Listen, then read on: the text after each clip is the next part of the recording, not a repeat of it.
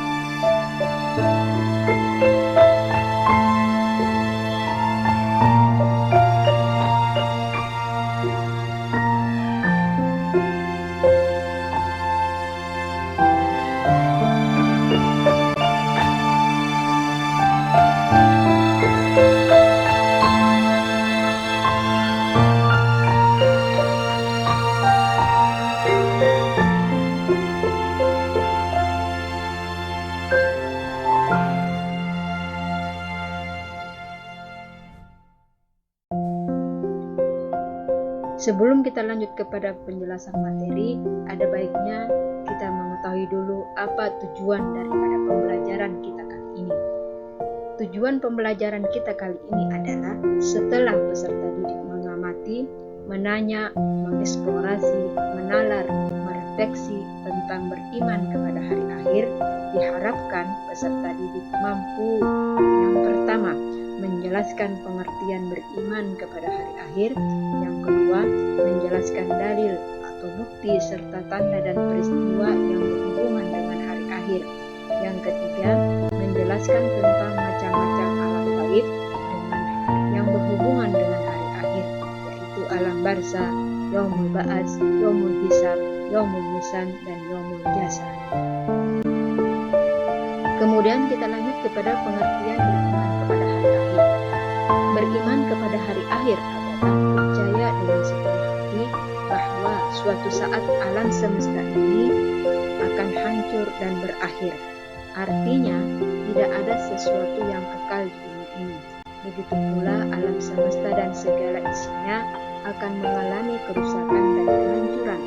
Sesungguhnya yang kekal hanyalah Allah Subhanahu wa taala. Semua makhluk ciptaan Allah tidak ada yang abadi termasuk dunia ini. Oleh karena itu, sangatlah masuk akal jika suatu saat nanti di dunia ini akan mati, hancur, dan berakhir. Itulah yang disebut dengan hari akhir. Kemudian ada 3 golongan yang berpendapat tentang hari akhir. Yang pertama, golongan ateis, yaitu golongan manusia yang mengingkari atau tidak mempercayai adanya hari akhir.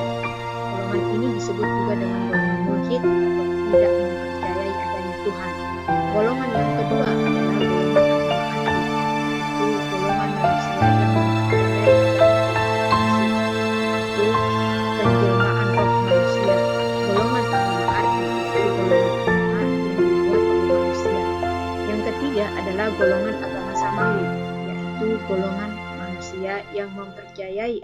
hari akhir dan adanya kehidupan akhirat, golongan ini dianut oleh pemeluk agama yang berasal dari Allah Subhanahu wa Ta'ala. Kemudian dalil tentang hari akhir. Dalil tentang beriman kepada hari akhir ada dua, yaitu dalil akli dan dalil nakli. Dalil akli merupakan dalil yang didasarkan pada hasil pemikiran manusia, dan dalil nakli adalah dalil yang didasarkan pada Al-Quran dan hadis. Dalil aklinya adalah para pakar ilmu pengetahuan mengatakan bahwa matahari sebagai sumber energi dalam bentuk bola api yang sangat besar dan sangat panas, suatu saat akan kehilangan cahayanya. Mula-mula ditandai dengan keadaannya yang semakin mengecil, karena setiap detik matahari kehilangan beratnya sekitar 4 juta ton. Lalu habis dan jelaslah berlaku juta alam semesta beserta isinya, termasuk bumi yang kita tempati. Isinya alam semesta mengalami kehancuran yang disebut juga dengan hari akhir. Kemudian dalil naklinya, di dalam Al-Quran dan hadis banyak yang menceritakan tentang hari akhir. Tapi di sini saya akan memperlihatkan dalil nakli akan beriman kepada hari akhir, yaitu dalam surat Al-Hajj ayat 7. A'udzubillahi minasyaitonir rajim. Bismillahirrahmanirrahim. Wa anna as-sa'ata atiyatun la raiba fiha wa anna Allaha yab'atsu Artinya, dan sesungguhnya hari kiamat itu pastilah datang, tidak ada keraguan padanya, dan bahwasanya Allah membangkitkan semua orang. Kemudian macam-macam alam gaib yang berhubungan dengan hari akhir. Yang pertama adalah alam barzakh. Alam barzakh merupakan alam kubur tempat manusia meninggal dunia.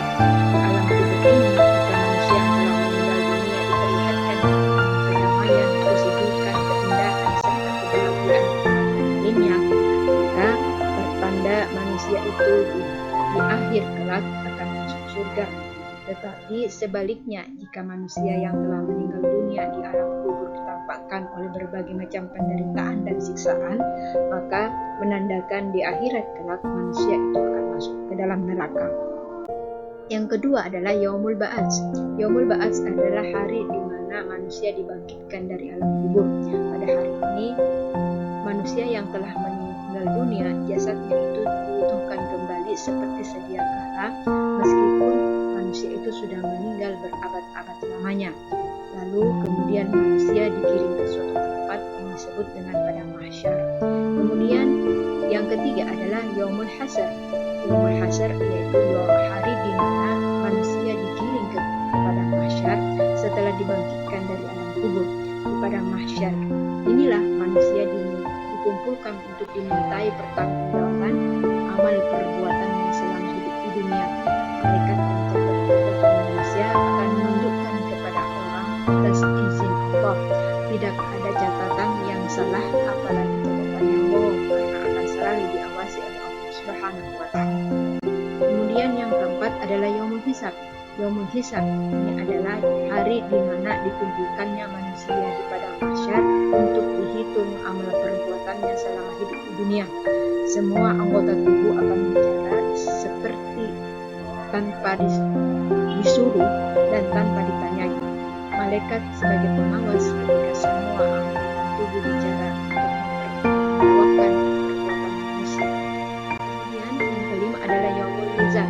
Yaumul Mizan adalah hari di mana manusia dikumpulkan di padang mahsyar dan ditimbang amal perbuatannya selama hidup di dunia. Sebagaimana saat ditimbang amal manusia, semua anggota tubuh juga berbicara sendiri-sendiri, melaporkan atas apa perbuatan yang telah dilakukan si penghuninya selama hidup di dunia. Yang keenam yaitu Sirat. Sirat merupakan jalan menuju surga. Sirat sering juga disebut sebagai jembatan Siratal Mustaqim. Bagi manusia yang beramal baik, berjalan melewati Sirat akan sampai ke surga. Bagi yang beramal buruk, jalannya tidak akan sampai ke surga, tetapi jatuh ke jurang neraka. Kemudian yang ketujuh adalah Yaumul Jasa atau hari pembalasan. Yaumul Jasa di sini ada dua, yaitu surga dan neraka. Surga merupakan sebutan sebuah tempat yang penuh dengan kenikmatan dan kebahagiaan di hari akhir. Surga disediakan bagi orang-orang yang bertakwa kepada Allah Subhanahu wa Ta'ala. Kemudian neraka adalah sebutan sebuah tempat yang penuh dengan penderitaan dan siksaan di hari akhir. Neraka diperuntukkan bagi orang-orang yang durhaka dan mengingkari hukum Allah Subhanahu wa Ta'ala. Kemudian tanda-tanda adanya hari akhir. Yang pertama, tanda sugro atau tanda-tanda kiamat sugro. Maksudnya adalah tanda-tanda hari akhir yang dapat kita saksikan di dunia ini. Di antaranya adalah rusaknya atau hancurnya sesuatu di dunia ini. Kemudian banyak orang yang tidak tahu malu sehingga berbuat maksiat. Kemudian banyaknya masjid yang terbangun dan megah tetapi jamaahnya sedikit. Banyaknya generasi muda yang dalam pergaulan bebas. Banyaknya anak yang durhaka kepada orang tuanya. Semakin banyak laki-laki yang berpenampilan seperti perempuan ataupun sebaliknya. Ilmu agama sudah diabaikan. Korupsi merajalela dan hidup berkelanjutan. Sedikit orang yang berperilaku berani. Banyak orang yang berdatangan di majelis taklim, tetapi hanya yang didapat kumpul-kumpul saja. Banyak orang yang enggan mengaji dan mengkaji ilmu agama. Banyak orang yang hanya memikirkan kepentingan duniawi saja. Banyak orang yang hanya menghambur-hamburkan harta dan enggan bersedekah. Dan selanjutnya adalah banyak orang yang menggunakan media sosial tetapi tidak pada tempatnya atau menggunakan untuk hal-hal yang tidak ada manfaatnya bahkan untuk maksiat. Kemudian tanda yang kedua adalah tanda kubro atau tanda-tanda kiamat kubro.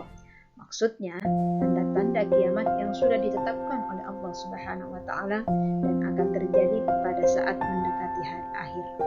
Di antaranya adalah turunnya Dajjal, turunnya binatang melata yang aneh, matahari terbit dari sebelah barat, tempat terbenamnya berlawanan dengan tempat terbitnya, keluarnya gas yang beracun dari semua sudut bumi.